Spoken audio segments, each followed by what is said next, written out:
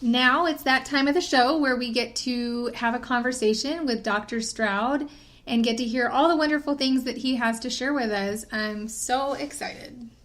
Dr. Stroud, welcome. Well, thank you. Thanks for having me. It's a pleasure to be with you.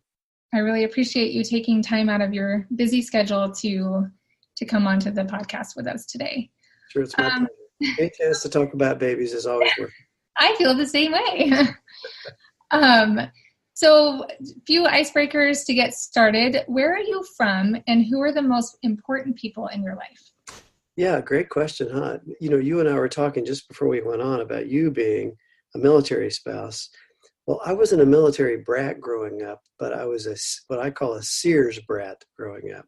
Okay. My dad worked for Sears, the now defunct, company, really used to define American retail. And we moved every 3 years, probably like you. And so I don't feel like I'm from anywhere, but we always lived in the Southeast. And so I have lived all over the Southeastern United States, from Tennessee, Kentucky, Alabama, Georgia, Florida, you name it in the Southeast, and I've lived there. That's very interesting. As a military, I haven't really lived in any of those places yet. So most of my time was, in the Southeast, and people often say, well, then why don't you sound like that? Uh-huh. And growing up, I didn't want to sound like that. And so I wanted to sound like the newscaster. So not to sound like I was, from the South, but it comes out. My wife says a glass of wine or two and it comes out. But I grew up all through the South. I went to high school in northern Alabama, and that's probably where I spent the most formative time. Okay, awesome. Very cool. So who would you say is some of the most important people in your life? Well, whether she listens or not, I still would have to say that, my wife of soon to be 25 years. Wow, congratulations. Probably the most, singly important person in my life. I wouldn't be sitting here talking to you if it weren't for my nurse midwife wife. She's been an amazing partner in all of this crazy thing we've done called life, and for a long time. So she's certainly one of the most, if not the most important person in my life. And I'd have to say, of course, my children. We have 5 children, 21, 19, 18, 21, 19, 17, and then 2 10-year-olds. Wow. They're right up there on the list as well. And just because we can't stand peace and quiet, we also live with our 2 mothers. Oh. So my mother of 80 plus years and my wife's mother of 75 plus years also lives with us. So we're a big, loud, happy family. That's amazing. I love that. It's amazing until you try to pay for all the groceries, and then it's not quite so amazing. Oh, that I can only imagine. I have a 15-year-old son, and Right. Paying for those groceries is enough to put us over the edge. Exactly. That's what we do. We just buy food. Yeah. So, Dr. Stroud, I think a lot of people put providers on a pedestal, and they forget that doctors are still humans just like we are. So what is something that you love or that you're passionate about outside of work? Yeah, I there's a couple of things. Our whole family loves music, well played, well written music of all kinds. But I particularly love the outdoors. I like to fish, and I like to hunt, and that often surprises people. I sort of got into hunting with one of my sons, my older 2 sons, and I really was just doing what I'm sure you've experienced, anything to try to spend time with a teenage son. And he was very interested in hunting, and I was very interested in hanging out with him. Mm-hmm. So I ended up spending a lot of time hunting, and I sort of got the bug. So now he's off to college, and I spend a lot of time in the woods by myself as a result. But I love to fish, and I love to hunt, and I love to be outside doing anything sort of nature. And the other thing is I love woodworking. Oh. I'm not very good at it, just like I'm not very good at hunting or fishing. But I certainly love doing it. And I'm so careful doing woodworking because I'm so worried about my digits. Right. I think that's probably why it's relaxing. I can't afford to think about work or anything else because I'm so afraid I'll cut my finger off and then I'll have to explain it to my wife. So those are kind of my ways of relaxing and enjoying myself. That's amazing. It's amazing what our kids can teach us, right? The things that we try because of our kids. That's right. That's exactly right. Is there anything that you would like to share with us that most people would never guess about you? That's a funny question. I don't know what people would guess about me. I'm always surprised to learn what people assumed about me that either was or wasn't true. Uh-huh. But I don't know what people would be surprised to know about me. I can't exactly say. Okay. I know that's a tough one. I would have a hard time with that question also, mostly because I'm an open book. And so there's not a lot that people don't know about me. Yeah, that's sort of my lot as well. Between social media and my office, I'm pretty transparent. So I don't know that I could surprise anybody with anything. Does your wife work in the practice with you? She does. We have been in our current practice, the Fertility and Midwifery Care Center, since 2014. Yeah. I was part of a large corporate employed hospital-owned medical group, and we left that and ventured out on our own. She had been out of practice as a nurse midwife for about 10 years and homeschooled our oldest kids. And when we decided to open our current practice, she came out of retirement and back into practice. Before that, we worked together for about 10 years in a small town in southwest Georgia, Albany, Georgia. And we were practicing there together. And then she kind of retired and took up homeschooling. And now this sort of represents the band getting back together again. That's fantastic. I also homeschool my kids. Maybe we need to get her on the next show so that we can talk about that. Yeah, I know that if you get two moms talking about homeschooling, you're going to need a lot more than 20 minutes. That's true. Okay, so we know that you take a pro-life approach to fertility.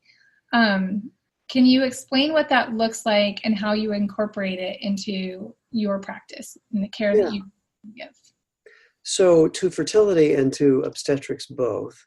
So sort of running the list, what does that look like? Well, we don't refer for abortion for any cause. In fact, we're pretty active and pretty out there in trying to convince a woman who may be on the fence that there might be a better way for her. Okay. We don't do sterilization procedures, tubal ligations or things like that. We don't place IUDs or intrauterine devices. And oddly enough, as OBGYNs, we don't prescribe artificial contraception for any reason. So that's pretty unusual. Yeah. At least in a statistical sense, that's pretty unusual. We don't think it's unusual, but there's not many of us that do that.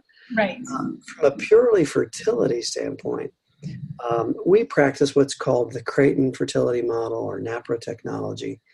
And that is, using the natural components, cycles, rhythms, if you will, of a woman's body and her husband's body to try to help them achieve pregnancy. That usually translates into helping determine why they're not achieving pregnancy, repairing that, and then seeing if they're called to biologic parenthood.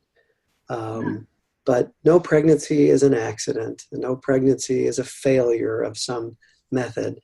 We believe that something that results in a child should never be called a failure. It shouldn't be, and it isn't. But that's a little bit on how that looks in our practice. I completely agree with your sentiments on that. But what kind of response do you get from other doctors and colleagues to the approach? Not always positive. And of course, because people tend to be people, the response that I get to my face and the response that maybe I hear that they've said to someone else can be pretty radically different. When I first made my big Creighton NAPRA technology pro-life change, I really didn't get much attention at all from other physicians. It wasn't until our practice began to sort of explode in popularity that we suddenly started getting a little bit of unwanted attention, quite frankly. Yeah. lot of interest, a lot of criticisms, a lot of allegations and that sort of thing. Now, after so many years, it's really begun to settle. There are certainly people that will openly disagree with what we do in our practice, but they don't talk to me about it too much. Yeah. Because if they say, well, what you do is quackery, they know the first thing I'm going to say is, well, it's interesting. The nurse that works for you, she came to us to get pregnant, and she didn't think it was quackery. And that usually shuts them up pretty fast. Yeah.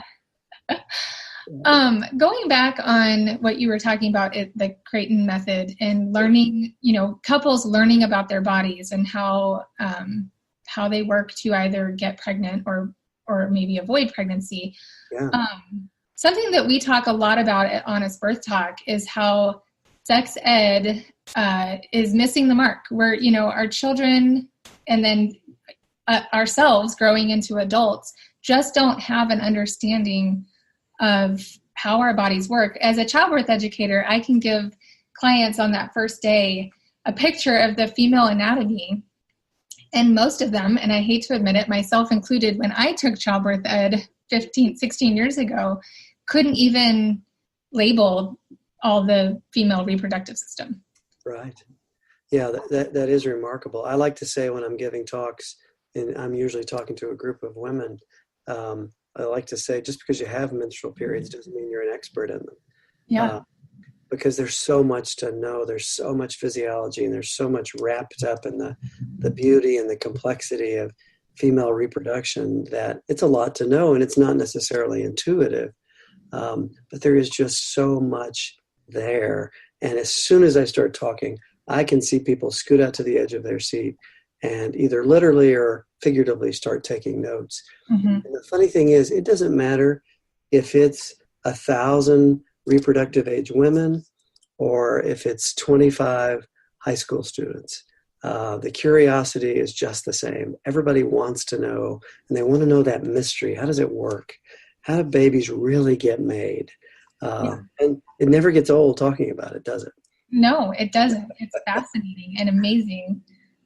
What would you say to a dad or a couple, a male that is listening, that maybe feels like they don't really need to know about the female reproductive system? Yeah, well, the easy thing to say to them would just be, give me a couple of minutes, because you may think you're not interested, but I think after I talk to you for 5-7 minutes, you're going to be interested. And that usually works. But I find most men, especially if the couple is struggling, mm-hmm. they are interested already. They want to know what's going on. And okay. What they really want to know, is it me or is it her? Yeah. Hope it's not me. I can live with it if it's her. I hope it's not me. But right. They're pretty thirsty to understand what's happening. I would argue there's probably not a greater threat to a couple's relationship than fertility challenges. Mm-hmm. Because it strikes at the heart of what it means to be man and woman and husband and wife.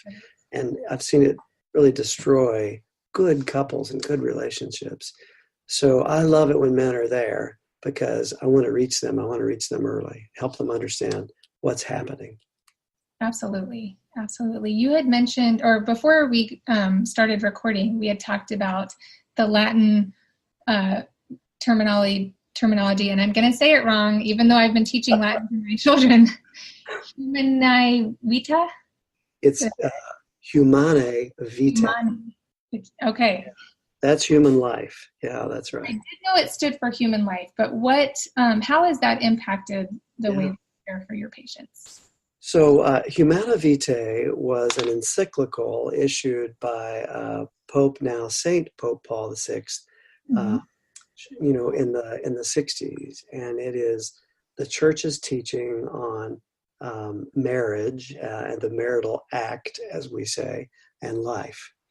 And it is a beautiful encyclical. An encyclical is a letter, a long letter, and it's a beautiful encyclical. If you just type in your search engine Humanae Vitae, you'll find hundreds of things. But it's a beautiful description of the natural law of man and woman and the marital embrace, the importance of that embrace, the importance of it having the potential to lead to life, It's just a wonderful, wonderful teaching. And I don't know of anybody that's read it that hasn't been in some way changed by it. It will change the way you think. I remember teaching a class on it once, and a husband interrupted me, and he said, when you read this, it sounds like sex is holy. Everyone started laughing and said, well, yeah, we think you're getting it. Right. It really is a beautiful writing on marriage and family life.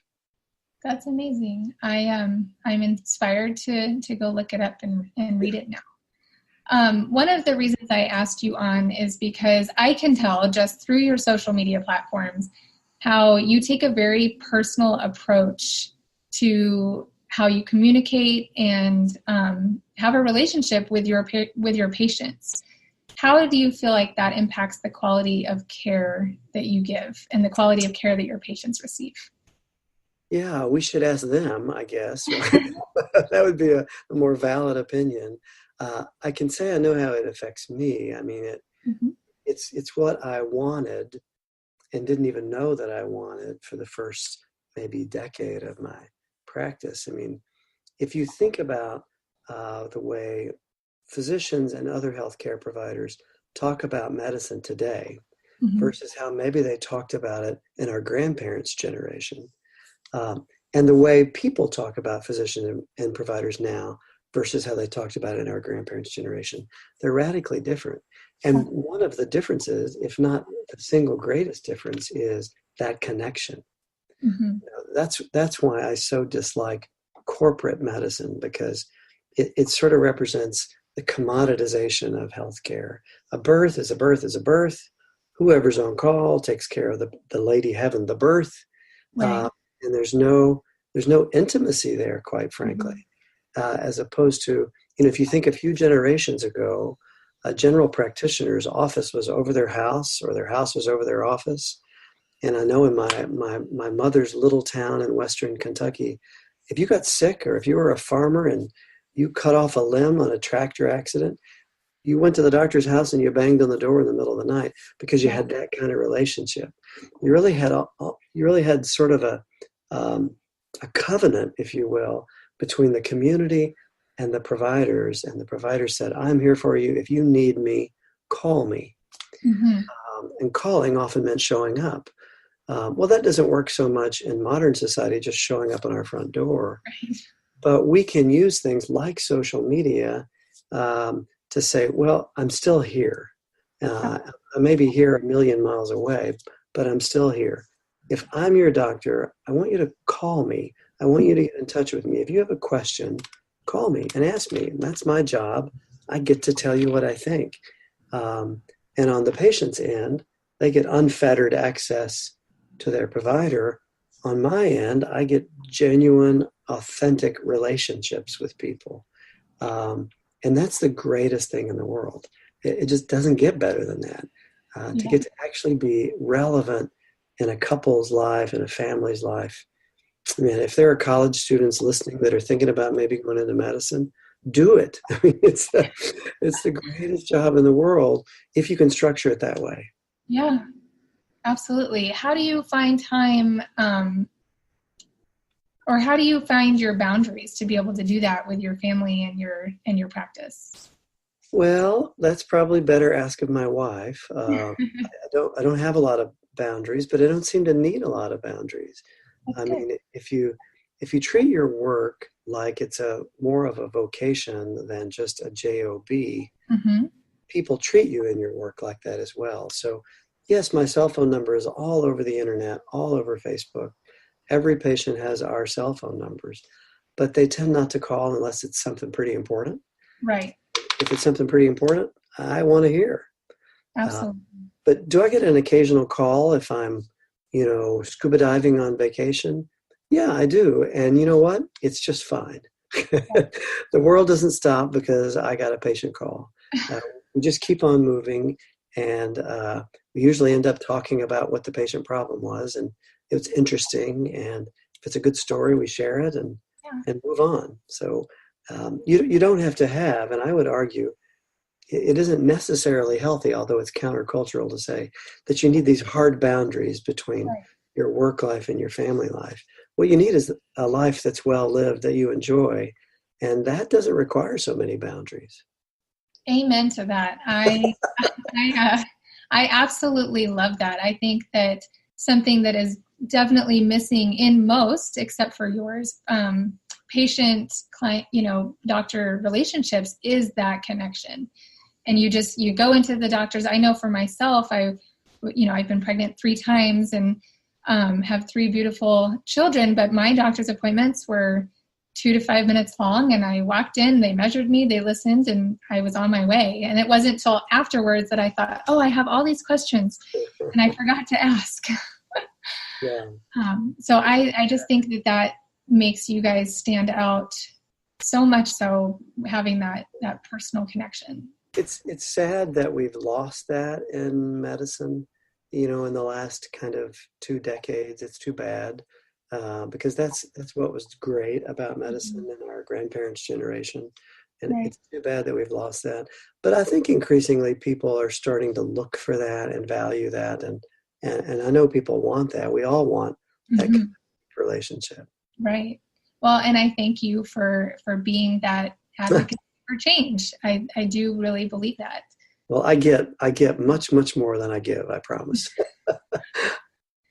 How does, can you tell me a little bit about the OBGYN and nurse midwifery care model and how that came to be?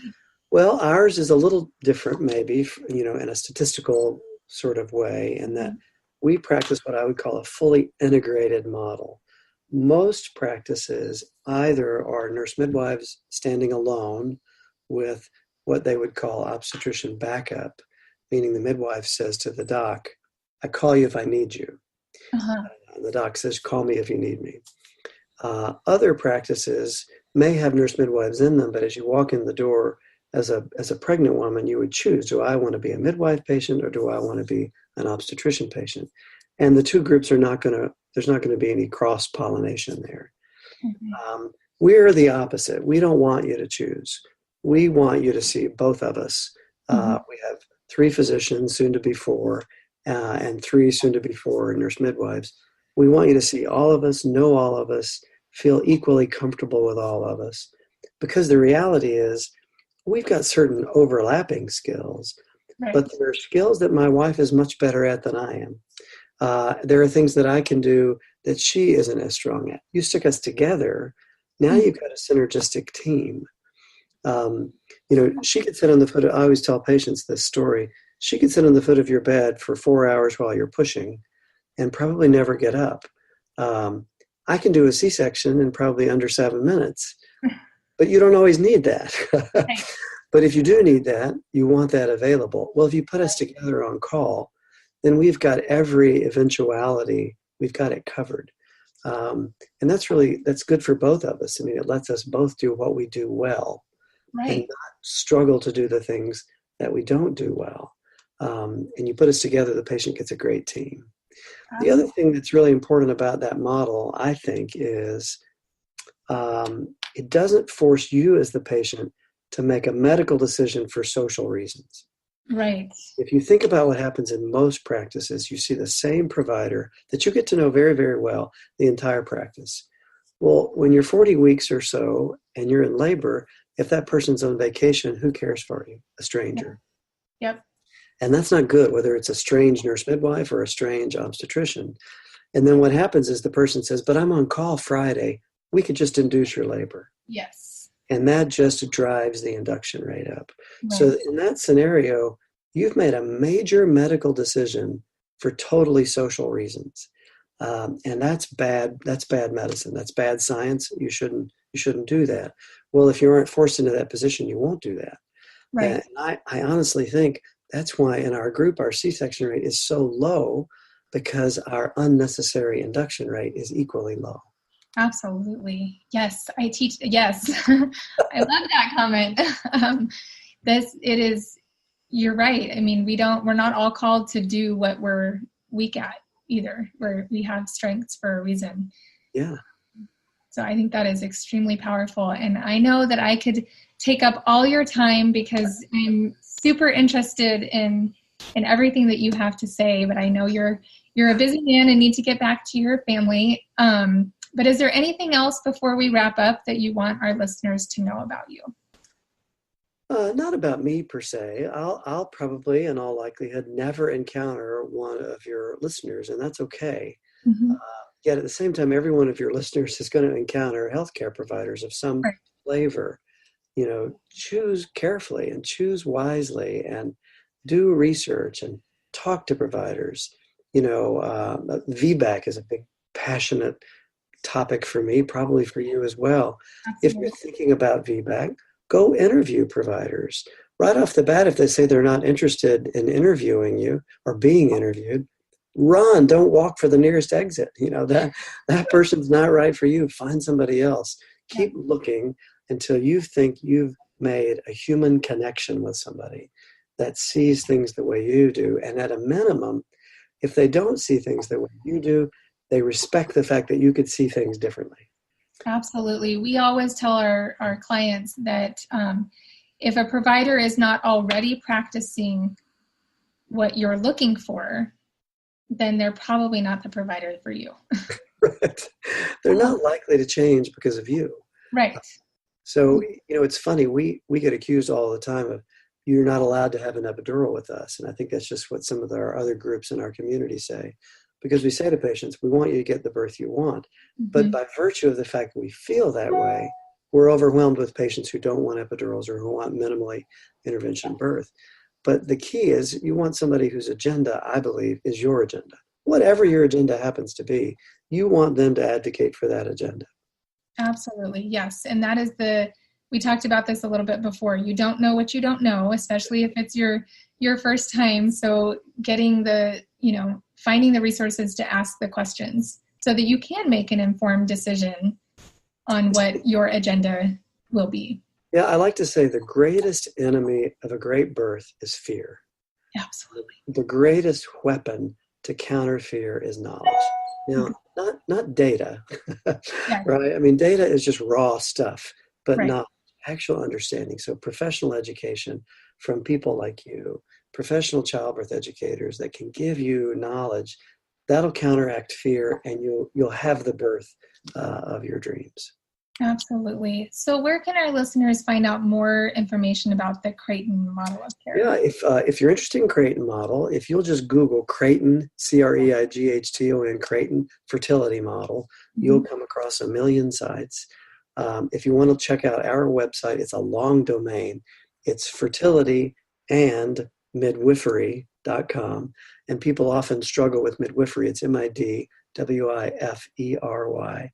We've got a lot of videos and a lot of resources there. But the Creighton site, our website, check us out on Facebook. There's some fun discussions there. And there's a lot of great Facebook support groups in every community, I think, in the world. And that's a great place. That's another good use of social media where moms can connect and get some good advice. The way you know you're on a good support group on Facebook is it's closed. Right? Yes. You have to ask permission to get in. And so that means somebody's taking the time to keep quackery out. But check out a good support group on Facebook. Check out our website or our Facebook page and spend some time reading. Fantastic. I really appreciate you, again, taking the time out to chat with me. I could literally carry this conversation for hours and hours and hours. Well, you call me back anytime. We'll talk about a more specific topic. I'd be happy to. All right. Sold. We will do that. Good. Thank you for your work and all that you do for moms and families, and good luck to you. Thank you so much. Take care. Thank you for listening to today's show. If you'd like to come on the show and have an honest conversation about connecting, relating, and encouraging women, contact us at hello@honesttalkinternational.com. Also, don't forget to subscribe to this podcast so that you can be in tune with all the great happenings. Have a great day.